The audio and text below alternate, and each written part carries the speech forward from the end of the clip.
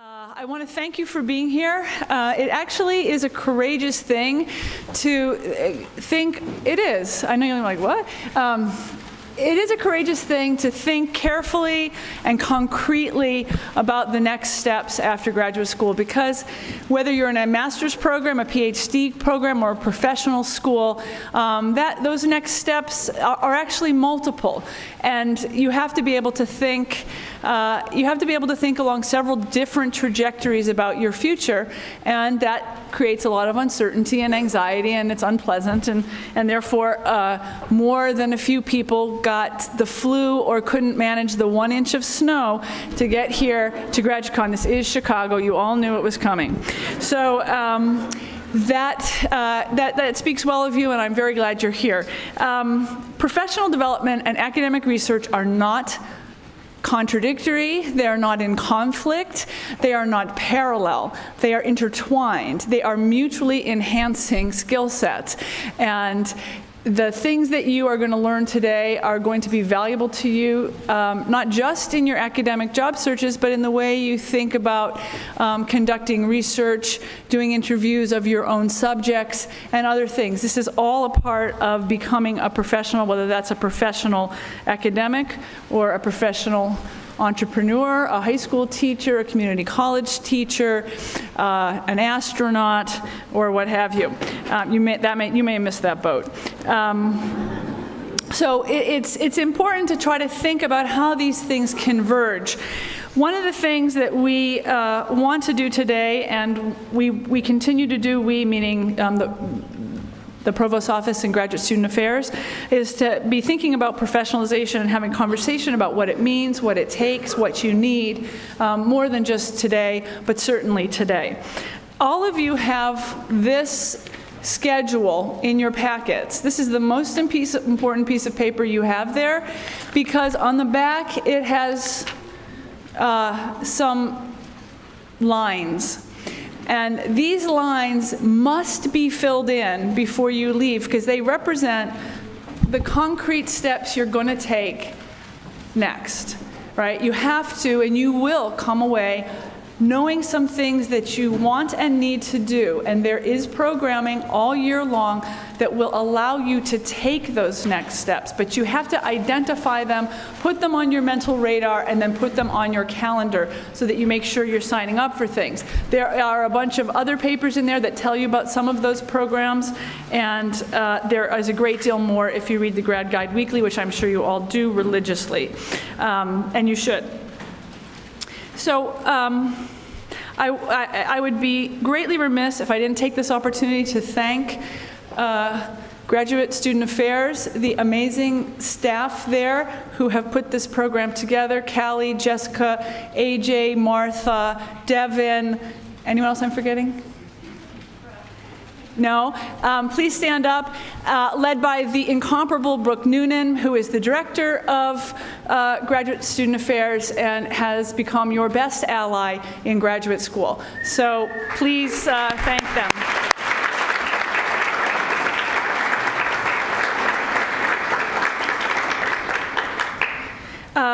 I now want to introduce our featured speaker. We are incredibly lucky to have Darren Reisberg here to address the lunch. He is the inaugural executive director of the Institute for Politics and began working with the Institute in June of last year.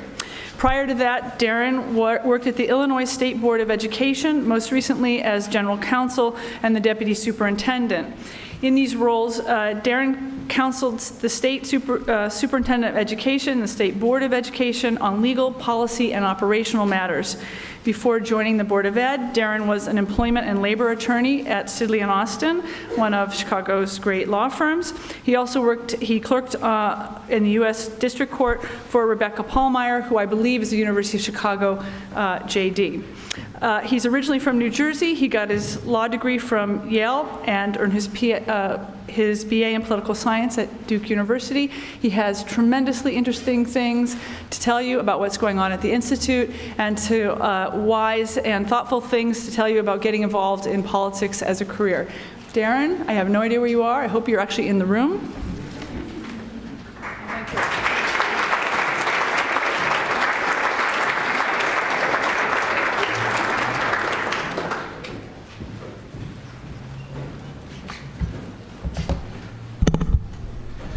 Good afternoon. Debbie, thank you so much for the kind introduction. And I want to thank Brooke and AJ and everyone else at Graduate Student Affairs for inviting me to be part of what is obviously a pretty amazing event. As Debbie mentioned, I'm the Executive Director of the new Institute of Politics here at the University of Chicago. And what I thought I would do here today is just provide you a bit of an update about the Institute of Politics and what we're doing and where we're going, and then talk to you a bit about my career experience and see if there are any nuggets from that we might be able to distill that could be helpful as you're thinking about your career progression as well. So in terms of the Institute, it's a nonpartisan extracurricular program here at the University of Chicago that just started in full on January 1st of 2013, but had been in the making for about a year prior to that. And what it is, it's looked to as offering a powerful supplement to the rigorous and really unparalleled academic experience that you get here at the university, whether an undergraduate program or a graduate program, and then trying to nurture in all of our students a passion for politics and public service. And we're doing that in three primary ways. So first is a speaker series that will happen across each academic quarter, bringing in individuals or panels to talk about issues in politics, media, and policy. An example, for any of you who were there last week, we, in the wake of the Newtown tragedy, had a panel entitled "The Politics of Guns in America."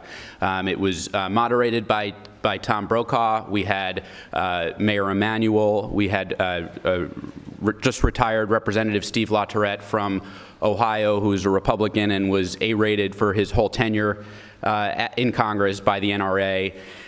And they and the other panelists engaged in what was a thought-provoking, rational discussion about a very divisive, complex issue. And hopefully it was a productive conversation. So we're looking to try to do that in a whole host of areas, reacting timely to events of the day and trying to create solution-oriented discussions. The second component of the Institute is the Fellows Program.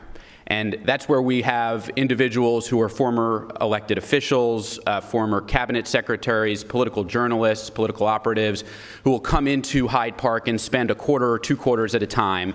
And these individuals will live here in Hyde Park, have offices over at our house, which is just at the corner of 57th and Woodlawn, which I'll talk about in a second. And they'll run a weekly discussion group, which will be open to all students here at the university and the public at large once a week on a particular topic that they'll work on as part of an application to us. And our goal is for these fellows, who will generally be very notable individuals, to really integrate themselves within the university during the time that they're here and within the city. So our hope is that students will look to these individuals as a resource and develop strong relationships with these individuals as potential mentors and ones that you can reach out to with questions about what it is that you're focusing on during your time here. And the third area relates to career development, really. It's internships. So we're looking to secure and, more importantly, to fund internships both during the academic year and also during the summers in areas of politics and policy, ideally getting up to a point of about 150 internships that we'd be able to offer in that area.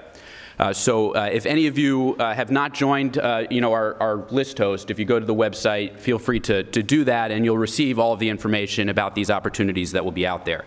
I think what's important to note is that in addition to our focus being on students, we also are looking for the Institute to be a place where politicians and policymakers will come to look to solve the issues of the day. So governors looking to come to the University of Chicago's Institute of Politics once every quarter to talk about a particular policy issue, or new city council members from across the country coming to the Institute to better understand what they need to do during their terms to make a difference.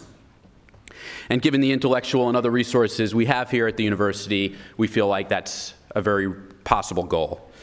All of the programming that we're looking to provide at the Institute will be done with the input and guidance of our Student Advisory Council, which is made up of undergraduate and graduate students from across the university. This will be on a yearly basis that this will turn over. And this group already has been incredibly helpful to us in thinking about what students really want to be hearing about. So again, we're at 5707 South Woodlawn Avenue. We'd love for you to come by if you have the time and drop in and see us, and we can take you on a tour of the place. It just opened up, and we're very, very excited about it. So with that, I'll turn to my background and career, which, again, I don't know how exciting it will be, but I hope that it does in any way prove helpful to you, and would be very happy to answer any questions that you have afterwards. So as Debbie had said, my undergraduate work was at Duke University, and while we had a great basketball team, we did not have an Institute of Politics. And so I entered Duke after being successful in my academics in high school, but I was focused from the minute I got in to college. I was focused on going to law school. That, for me, was what I wanted to do. I don't know if this had to do with my Jewish mother or if it had to do with the fact that I turned as green as the frog during my dissecting of the frog in high school bio, and so medical school was just not an option. But the bottom line was I came in, I had my head down, that's what I was going to do. I had my Barron's, guide to law schools on the first day of college, and had already narrowed down my choices. And so I tell you about this neurosis not to embarrass myself, but I think it's important, really, in looking back, to keep your head up and look around you to see what opportunities are out there besides the opportunity that you may have set out for yourself. See what other peers are doing, what careers they're pursuing, talk to them about that. Those types of conversations may spark some interest. And I say that at Duke we didn't have the Institute of Politics, not as an excuse, but what we'll do, and I'll come back to this, what we're hoping to do is really expose students to a range of opportunities, in an area, politics and policy, but really a broad range of opportunities so people see that there's more out there than maybe what they thought that they would do.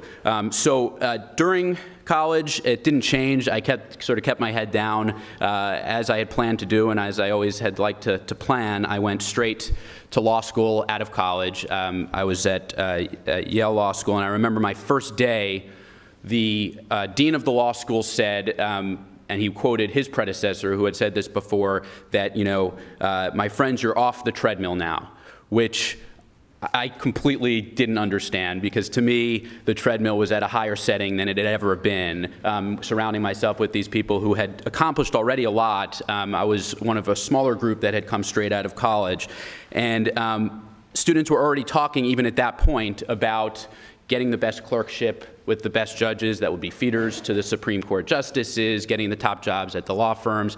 And so I continued down this path of not really looking up at that point. And so immediately, within a few months into law school, I was already interviewing for my summer associate position at a law firm for the first summer after law school. And this was the internet boom times of the late 1990s. So law firm jobs, I don't know if we have law students that are out here in the crowd today, still at the University of Chicago, at Yale, you're able to do well in that market, but it was a whole different ballgame then. So even first-year students were actually getting recruited to come to these law firms. We had, in my class of that summer, we had 90 summer associates. And that meant that unless at the many social evening events that the law firm sponsored, unless you got drunk and threw up on a partner's spouse or something like that, you were going to get a job when you graduated law school. And so it was a different time, and it was really sort of facilitating this problem that I had of keeping my head down. And so I ended up going to the summer associateship. I ended up graduating law school. I clerked for a year for a judge here in Chicago, and I went to Sidley Austin. And I don't want to give the impression, because I look back now, and that wasn't the career, I'll talk about that in a second, that wasn't the career that I ultimately have ended up with, and it wasn't the part of the career that I enjoyed the most, but I don't want it to seem like my going to the law firm was a wrong turn for me. Everything seems to happen for a reason. I do believe that. And the time at Sidley Austin was a very formative experience for me. I was able to really hone my professional skills. I was in a corporate work setting. I was able to actually become what I felt like through great attorneys with whom I was working, a very good lawyer, and I was able to learn how to be a professional in a workspace like that. And another important component of my time at Sidley Austin was developing important mentoring relationships, and that's something that I think is important in the non-academic professional setting as it is in the academic setting. There are successful individuals out there who are very eager to take the younger generation under their wing, and I really think that it's important to take the time, and it does take time to reach out and develop those relationships, but also to actually take advantage of those opportunities when those relationships present themselves to you. So I would have a partner at a law firm come and say, I'd love for you to come over to our house and have dinner with my family. And I know that I had colleagues that would say, I am spending 80 hours a week in this place, and the last thing I want to be doing right now is going and spending time with this partner's family, which is really just extending my workday. And I took advantage of those opportunities because I wanted to see if relationships would develop that I knew I would maintain, and I did, and I'll come back to that. Those actually really were instrumental in terms of the direction in which my career went. So I was still on that treadmill at that point. I would say maybe 3 years into my time at Sidley, I finally decided to step back, and this was this momentous point in I would say my career, to step back and say, do I really want this to be the future for me, to stay at this law firm, to be a partner? It's financially a very good job, but do I feel like this is going to give me the gratification that I need professionally? And at this point, I had been doing a lot of volunteer work in and around the Chicago public schools. I was interested in education policy, but it's really hard when you're in a grueling job that you're trying to do successfully to take the time to job search. And I think there are some more mechanisms now, through LinkedIn and otherwise that can help facilitate that. But at that point, I just did as best as I could to get the word out amongst my cohort, both at the firm and beyond, and I was willing to do it even with people at the firm, to say this is what I want to do.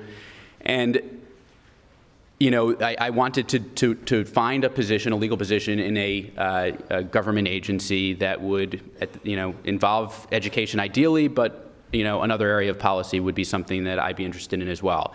And fortunately, as luck would have it, and that often is the case, this position as the Deputy General Counsel at the Illinois State Board of Education came up.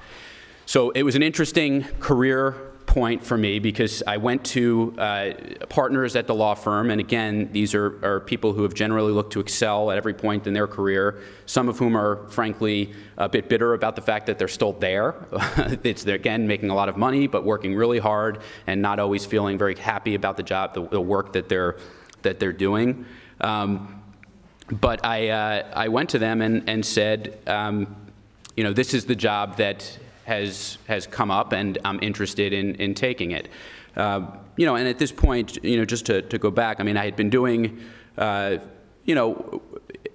difficult and intellectually challenging work. I was, employment and labor attorney. So, for those of you who don't really know what that involves, it was, doing a lot of counseling of large management clients on employment and labor issues, drafting executive employment agreements, dealing with labor and employment disputes. It was, working for the man was what I was doing, and I wanted to do something different. And these attorneys who were my mentors were one, saying it's a state government job, it's not a federal government job, it's deputy general counsel, not general counsel.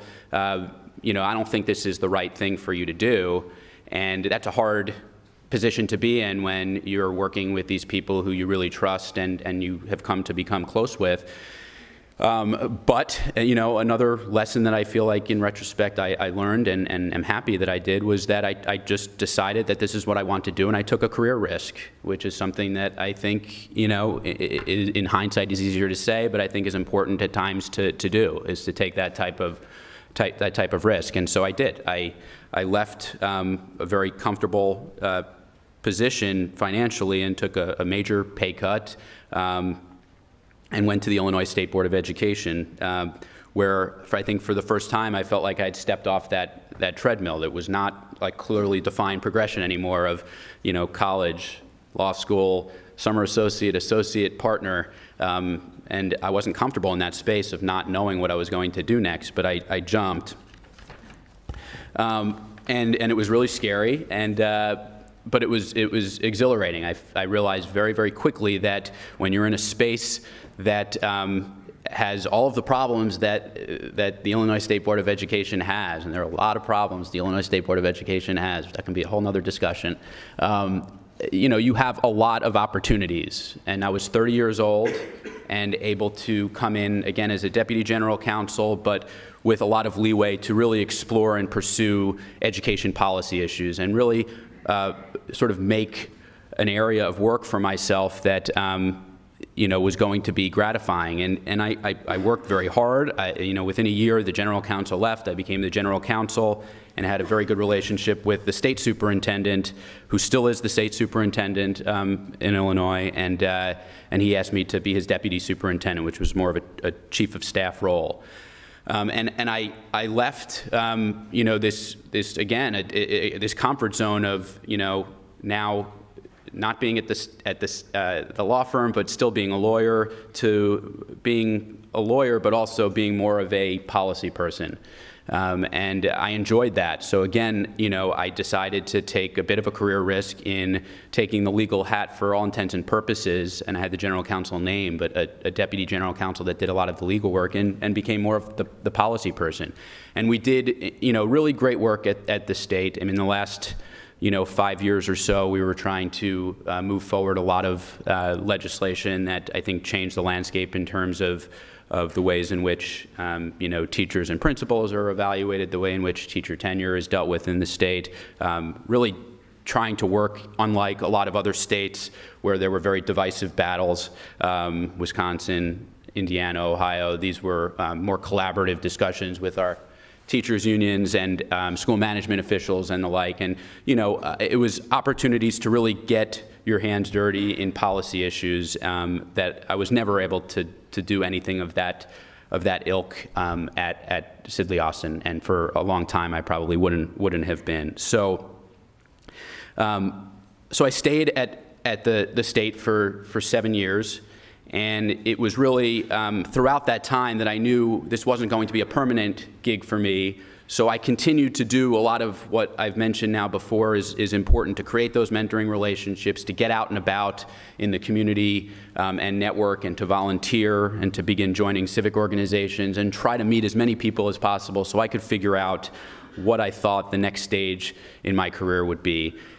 And really at that point, as I decided that going down Interstate 55, I don't know if anybody spent much time there, it's like really, really boring highway from Chicago to Springfield, and I would do that every week, go down Tuesday morning, come home to Chicago on Thursday, sapping the energy out of me, too much corn. So I decided that I needed to make this change, and I'd been involved in education policy, but working on behalf of our 2.3 million students in the state, but not working with any of them. And there was a void that I felt like I needed to fill in terms of that aspect of my career. And so I was really thinking about higher education as the next step, where I could hopefully, whether it be a legal position, but more likely an administrative position, be able to work more closely with students. And again, as luck would have it, at the point that I was doing this position as executive director of the Institute of Politics came up. I looked at the position. I saw that David Axelrod would be the Institute director. I didn't know David and thought this would be a long shot. But looking back again at some of these lessons that, as I was preparing for this, I realized, and I don't know if I really did before, the reasons that I think this job came to be for me was, one, I didn't know David, but after a first stage of interviews with the university, with a search firm first, and the university went very well, my mentors at two of these previous jobs, both at Sidley and then at the state, there were people who did know David. They were able to vouch for me, and from David's perspective, one of the reasons that I think he was, then decided to bring me on board is that I took that career risk, that I had left a position at a law firm and pursued a career in public service and didn't pursue it for a year to go back to the private sector, but was there for a lengthy period of time, longer than a lot of people are willing to stay in state government. And he thought that was important because that's what we want the students who have interactions with the Institute of Politics to see, that this is something that is a real possibility for you, a real career for you. We need people in public service that are smart, that are hardworking, and that can contribute to making a change. And so that brings me back to where I am now, and our role is just to try to help you keep your heads up and around you and looking at these opportunities that may be available. So that's the story, and I'm happy to take any questions that you might have.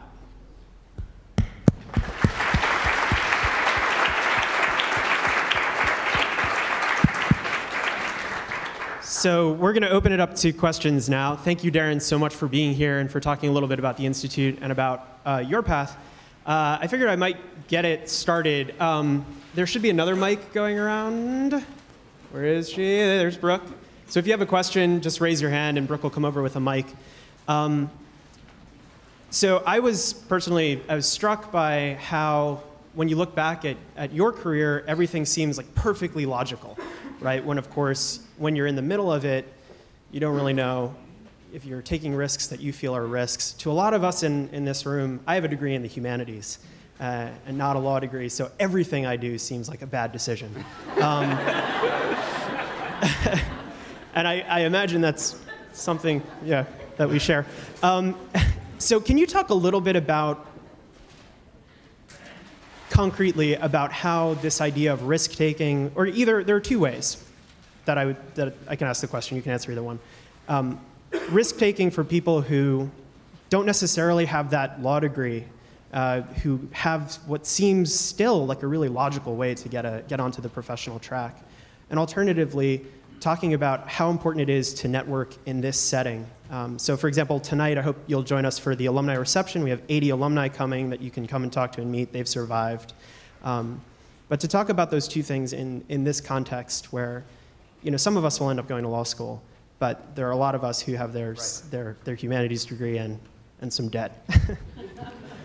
Sure. I mean, I don't have the direct experience, with that path, but I would see the benefits of taking those risks being the same and not exclusive to those who have the law degree to fall back on. I think there are certainly, I guess that when I was looking back on this, what I felt like was most important to me was being happy with what I was doing, and those are the risks that I would advise taking is, if you see something that just you can't say is a sure thing from the standpoint that it's an organization that's just getting its legs under it and may not have a future, to something that's just not necessarily lucrative. I think, getting those experiences under your belt are worthwhile. I mean, they're certainly, ones that, people will find interesting when, you are at that next, type of setting like this where you're going to be speaking to a lot of other employers. And, employers, I think, often are interested in, people who have been willing to take those risks. And I think these types of settings are extremely helpful. I hated doing them, for a long time, just because I never felt like I knew what to say to prospective employers in these contexts. And I didn't have much, especially when I was in college and law school, to say. I worked at a video store in high school, and that was really it. So, it was, they're tough, but I think, people recognize that and are really just interested in you, and just getting out there as much as you can is important.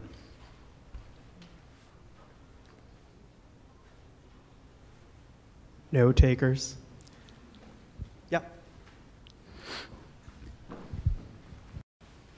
Thanks. It was a very amazing talk. The other thing that I heard out was kind of first was risk-taking, and the other thing was mentorship, which seems to have been crucial in your career path.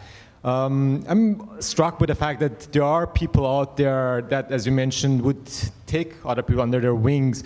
How do you come to know these people? I know you said you have to be out there, you have to keep your head up and look for them. But can you kind of talk more about that aspect of looking for mentorship and people that you can identify yourself with and follow? Yeah, no, I think you know, one suggestion is sometimes in the workplace it's more difficult to find those mentors. Again, I apologize. I'm talking more from my experience in legal positions first, or at law firms. You know, people are working all the time and, you know, don't want to necessarily show favoritism towards particular younger employees in the organization, and so that sometimes is a problem.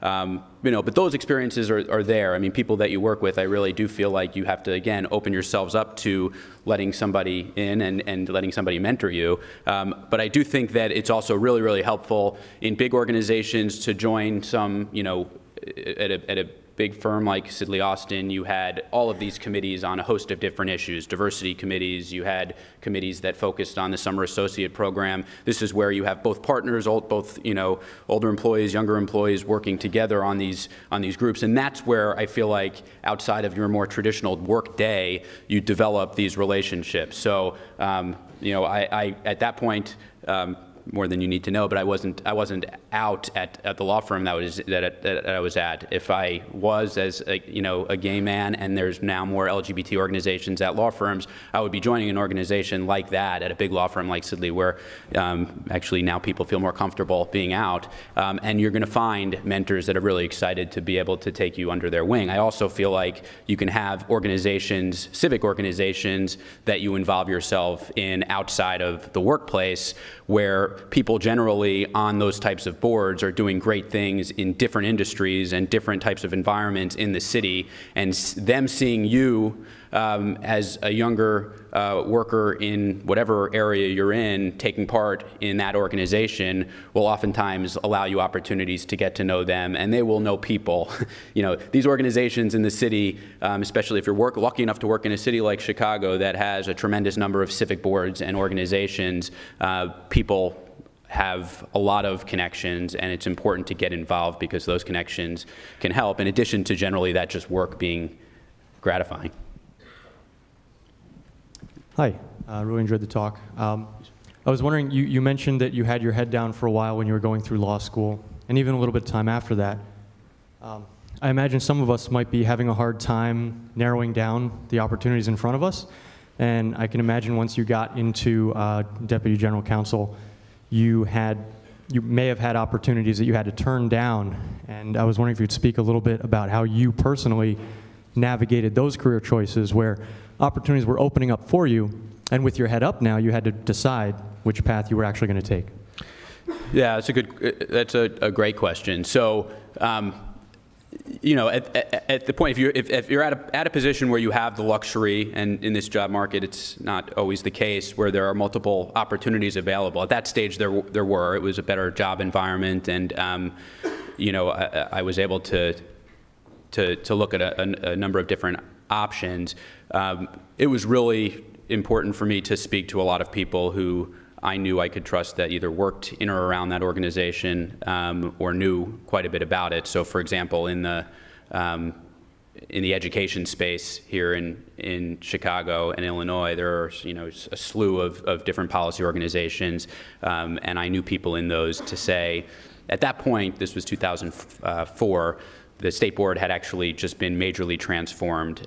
They had 5 new state board members out of 9 that were put in place. And so there was some uncertainty there, but some of the people who were put in those positions were well known to people in the education community, and they said, if you were to go there right now, you'd be working with some people who can really make some important change in the landscape. And so there were some places where I had those discussions with other people, and they just said, that's a toxic environment right now, and even though it sounds like it really might be an exciting opportunity, don't do it. So I was very careful not to jump blindly, to take what still was a risk for me, but to do it in a calculated way.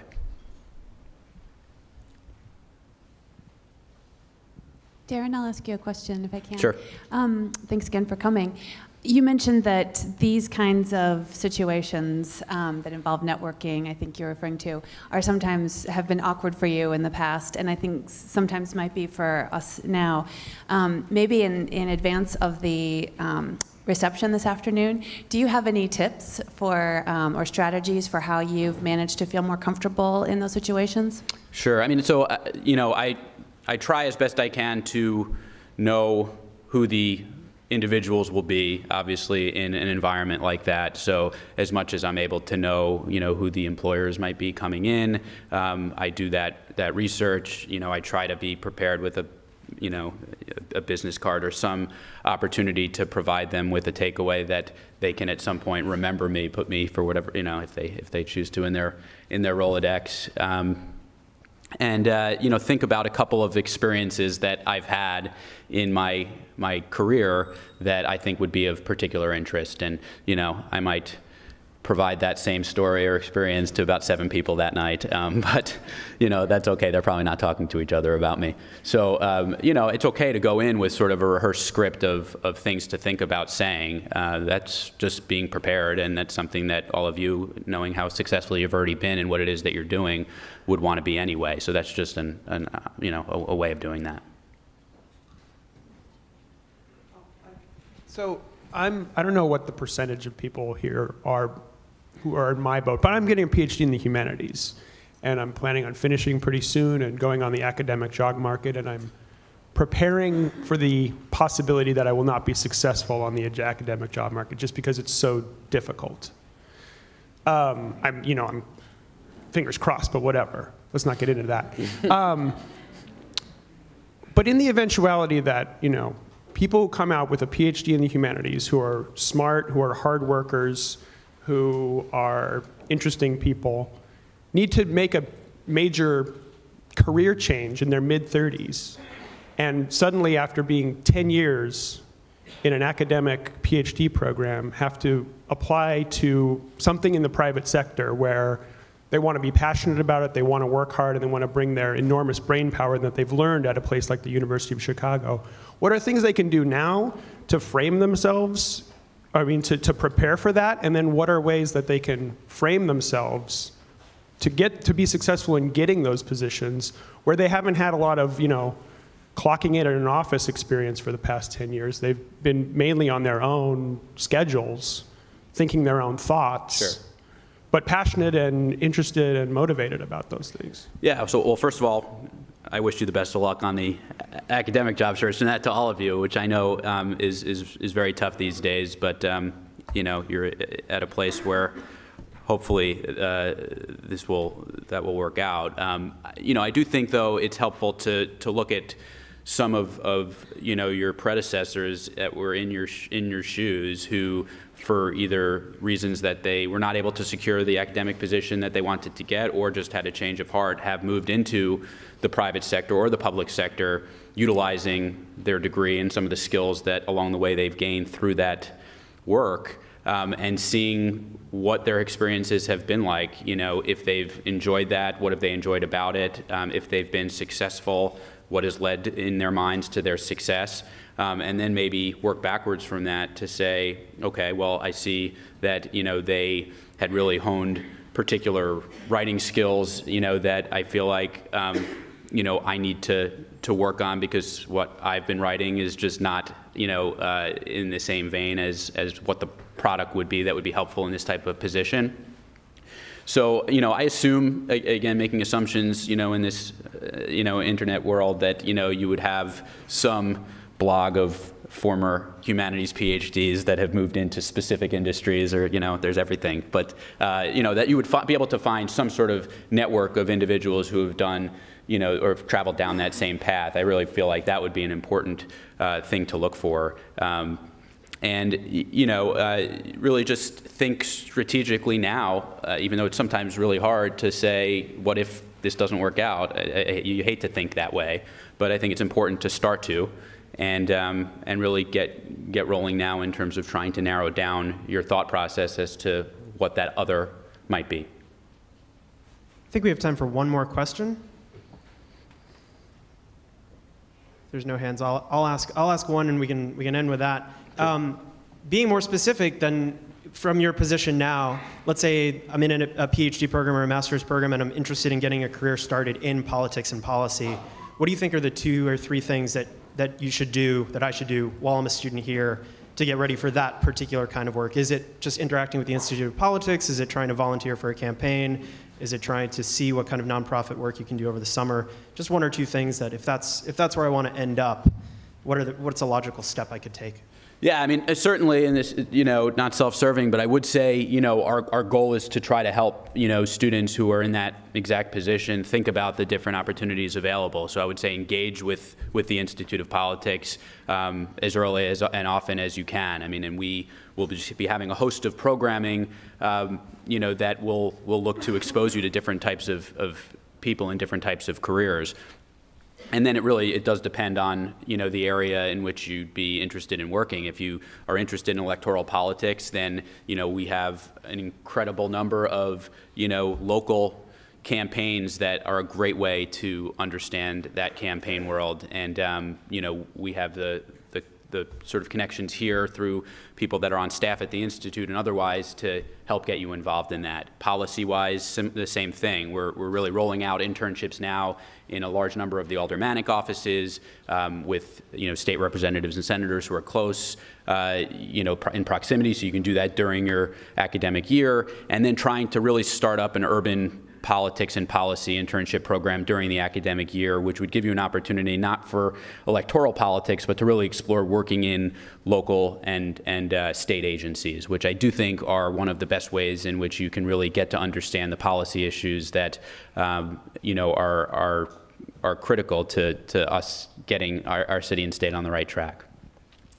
And just to build on that, Darren, I wanted to just make sure everyone knows what a great resource the Institute of Politics is for you. As recently as yesterday, thanks to the Institute of Politics, we learned about a really tremendous opportunity for a fellowship/internship. It's open to doctoral students who are interested in going to Taiwan, and it's a really plum opportunity. So I'm really, I encourage you to avail yourself of these kinds of opportunities. That one in particular, the deadline is coming up really quickly, so we have a flyer at the information table if anyone's interested in taking advantage of it, again, for doctoral students in Taiwan. So it's those kinds of resources that are going to be coming to us thanks to Darren and the great work that his team's doing. So please join me in thanking him for spending some time with us today.